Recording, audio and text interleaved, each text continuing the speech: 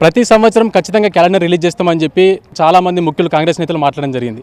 ఖచ్చితంగా ప్రతి సంవత్సరం క్యాలెండర్ రిలీజ్ చేసే అవకాశం ఉందంటారా, మీరేమంటారు? ఉంది, పాసిబిలిటీస్ అయితే ఉన్నాయి.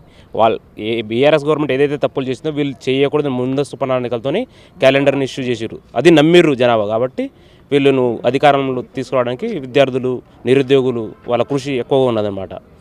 అయితే మీరు నిరుద్యోగ భృతి అన్నారు కదా, నిరుద్యోగ భృతి ఇవ్వడాన్ని మేము వ్యతిరేకిస్తాం. మీరు ఉద్యోగాలు కల్పిస్తే చాలు.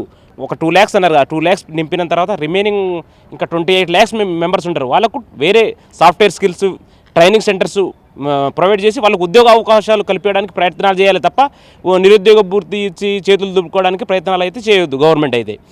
ఏదో పేపర్ లీకేజ్, ఏ పేపర్ అయినా ఎస్సీ కానీ ఎస్ఎస్సి కానీ ఇంటర్మీడియట్ కానీ ఏ బోర్డు పేపర్ లీకేజ్ అయినా కఠినమైన శిక్ష విధించే విధంగా ఉత్తరాఖండ్లో అయితే ఇప్పటివరకే చట్టం వచ్చింది. నేను ఉస్మానియా యూనివర్సిటీ లా స్టూడెంట్ని. ఇప్పుడు దానిపై ఒక సమగ్రమైన సిట్టింగ్ జడ్జితో విచారణ చేసి పేపర్ లీకేజ్ ఏదైతే జరుగుతున్నాయో వాటిపై కఠినమైన చట్టాలు తీసుకొచ్చి వాటిని ఇంప్లిమెంట్ చేసే విధంగా ఇప్పుడున్న గవర్నమెంట్ చొరవ తీసుకోవాలని మేము డిమాండ్ చేస్తున్నాం. ఓకే, కఠిన చర్యలు అంటే ఎటువంటి చర్యలు తీసుకోవాలని చెప్పి మీరు డిమాండ్ చేస్తున్నారు?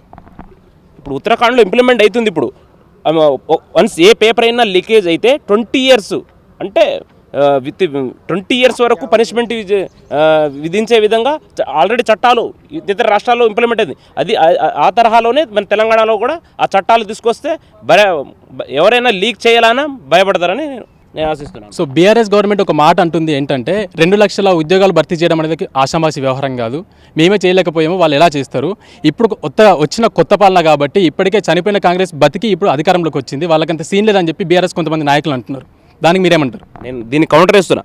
ఇప్పుడు అప్పుల్లో ఉన్న పక్క రాష్ట్రమైన ఏపీలో ఎట్ ఏ టైం 1.2 lakhs ఉద్యోగాలు నింపినప్పుడు మనము అంటే దానికన్నా బెటర్ అవకాశాలు, బడ్జెట్ అవకాశాలు ఉన్న మన తెలంగాణ ఎందుకు ఎట్ ఏ టైం 2 lakhs ఉద్యోగాలు కల్పించడానికి అవకాశం ఎక్కువ ఉన్నదన్నమాట.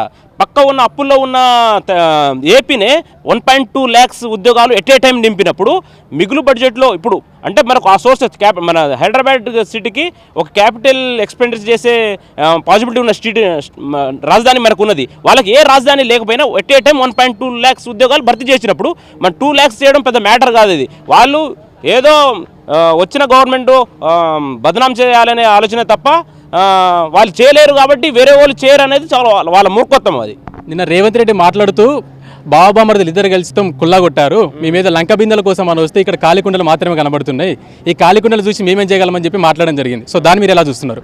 అవును, వీళ్ళు అంటే లంక బిందెలు దొరుకుతాయని ఎవరు ఆశించరు, అధికారం కోసం ఆశించరు, అధికారం దొక్కింది. కానీ అక్కడ ఉన్న బడ్జెట్లు వీళ్ళు చేసిన అవినీతి అప్పులు చాలా ఘోరాతి ఘోరం.